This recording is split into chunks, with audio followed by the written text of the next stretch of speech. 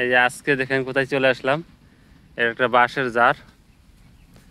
এই যে বাঁশ পাতা খেচ্ছে, মানে খাইতেছে বাছরগুলো। আর আমাদের প্রিন্স দেখেন, আর এখানে কিন্তু ছেলেমেয়েরা বসে থাকে। এই যে দেখেন, এই আর বাঁশের জারটাকে দারুণ। আর ওই যে দেখুন ছেলে মেয়ে বসে আছে অলরেডি। আর সকালবেলা তো তাই মানুষগুলো একটু বড়। আর এদিকে এরা মারামারি করতেছে। প্রিন্স সাবধান। আর জুমা দেখেন এই যে বাঁশ পাতা খাওয়াইতেছে।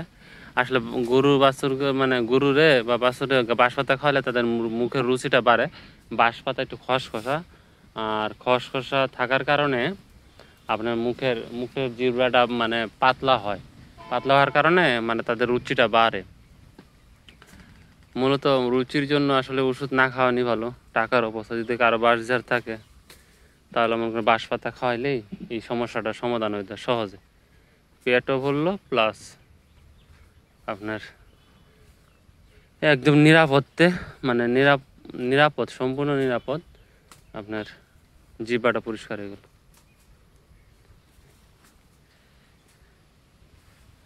আর এই দেখতেছেন, আর এটা কিন্তু লাল বাঁশ। এই যে এটা কি বাঁশ বলে আমার জানা নাই। এই যে লাল বাঁশ, এটা দেখতেছেন, কালারটা বোঝা যাচ্ছে কিনা জানি না।